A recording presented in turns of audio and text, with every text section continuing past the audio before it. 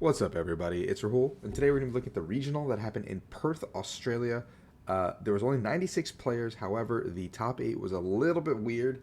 A lot of different decks, a little bit of a shake-up to the Silver Tempest meta, or I guess like Crown Zenith meta that we're in. We've been seeing Lugia dominate, but once again, only 2 Lugias made top 8 here in Perth.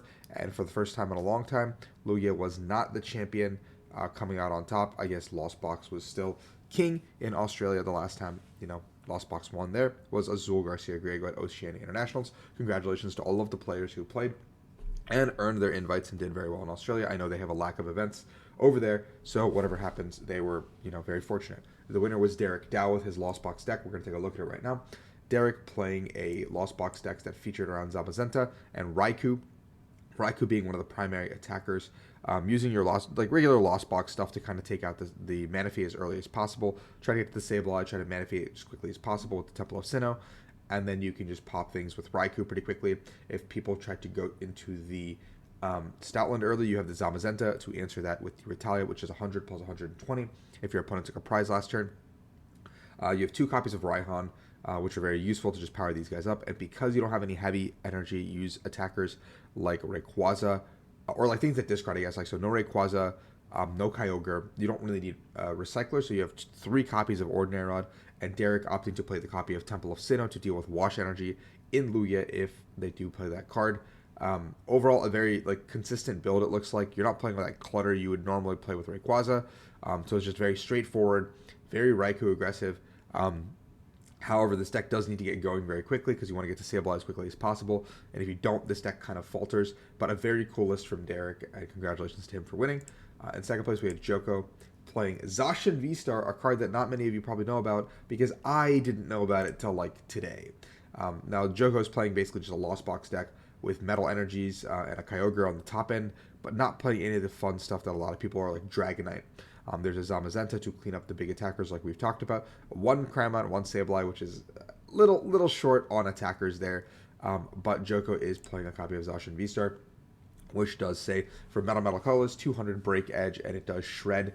So you basically can go through Ice Cube, you can go through Pika, you can go through a lot of these things and put a lot of damage on them. And then Sword Star V-Star is your V-Star for the game, which does 310, which knocks out effectively everything in the game and does 30 back to itself. I guess you don't knock out a Duraludon, but that's like the only thing you don't knock out.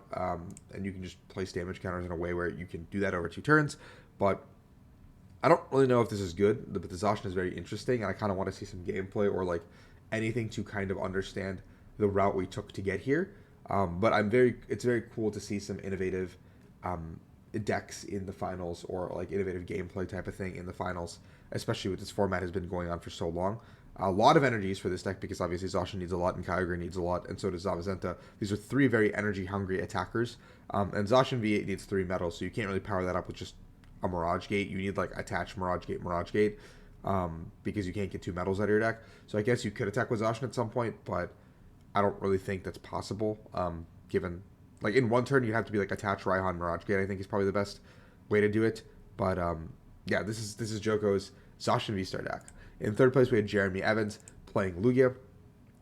Jeremy opting not to play the copy of Raikou in his build, choosing to play the Snorlax instead, playing a 3/3 Lugia.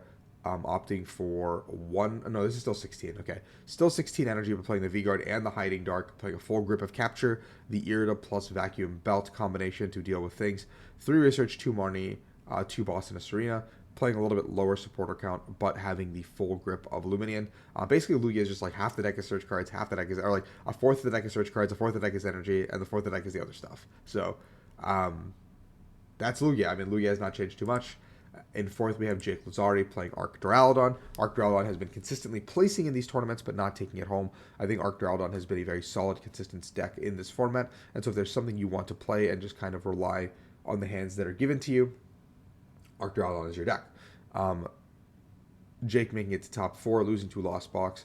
I think he lost to Joko, who was playing the Zacian V-Star, so maybe that came into play in their match. I have no clue, but I think that's probably the only feasible way that he loses that game, where Zacian V-Star comes in and just kind of pops like a Duraludon or something early. and Jake is not playing any copies of Crystal Cave, but 3 cities, so he has no way to heal the damage from the Sableye that comes in. So maybe Sableye peppered the damage in before the Parasols hit the board, and then the Zacian V start cleaned up the game. I have no idea of knowing, but the one choice spell could have been mathematically relevant. But again, I think anything could have happened in top 4, but Arc Drowdon once again making it. Choice spell to deal with the Dragonite, the 2 Parasols, and the 2 Hyper Potions to just kind of heal through the game. And then we move on to 5th. 5th is Natalie Miller, playing the Vikavolt deck, opting for a list very similar to the one that won seniors at OCIC in the hands of Polaris, playing 2 copies of Raikou, 2 copies of Vikavolt, a full grip of the rest of the attackers, 1 Cave of Toughness as opposed to Polaris's 2, a Sky Seal Stone plus Drapion combination to deal with Mew decks and just kind of get a free 4 prizes and win the game there, 4 Seal Stone to kind of find your combo early if you need to. No Aerodactyl combo. I think that's fallen out of favor a little bit in Vikavolt, even though that Alex Szymanski did top 8 Knoxville with it. I think that it is probably less efficient than going this route with just heavy attackers and heavy making more space for like fun cards, because Aerodactyl kind of sucks in every other matchup, really. In 6th, we had Christian Hasbani playing a very similar list to Natalie, and they're in the same testing group. I believe the biggest changes from what I'm looking at here is that Christian opted to play a judge where Natalie did not. But besides that, I don't really see any other changes. Maybe I'm just blind. But yeah, that's the biggest change it looks like between the 2 lists. It's just basically that the one list plays a judge and the other. What do the other play 4 of? I'm like, one plays 4 shoes and one plays a judge. So Christian opting to play a 4th judge, basically saying like, hey, I want to have that late game disruption against Lost Box and things like that, because if I don't mess up their hand, I could just lose the game, which is smart. I think I like having a judge or a Marnie, especially because you're going to fill your hand so quickly in this match, and a lot of decks too, that I think late game, if you're not doing enough damage with Vika, you want to kind of like put your hand back too as well sometimes. A little bit of an afterthought, but I think it's reasonable to do that. And then finally, Corey Monroe's list is unknown right now to the public, but Corey did top 8 with Lugia. I wanted to make a mention of that. So 2 Lugias. I don't think it's too different from the mold. I would just assume that Corey played something very stock standard to a lot of people. And then we have another Corey O'Leary, playing Lost Box. And this looks like almost exactly Azul 60, I think, from OCIC that he won with. I think almost exactly, I think this might actually just be Azul 60, where he played the Dragonite, the Drapion, the Sealstone, all the group of energies, the same attackers, the Snorlax, the 2 choice belts with the Zeraora, ways to answer, Zeraora giving you answers into Lugia, Dragonite giving you ways to clean up Stoutland, same with Snorlax with the choice belt, Drapion being just a menace to society with the Sealstone on the Mew VMAX deck. But besides that, that's I think the whole list. This was the Perth Regionals in Australia, guys. Thank you for watching. Hope you enjoy this kind of content. If you do, like and subscribe. We're going to look at the IG list later this week, and I will be doing a Regigigas matchup guide. I know I put it off a little bit. I was a little busy this week, but I will get that out as soon as possible. So thank you for watching. As always, I hope you enjoyed the content. Peace out, guys.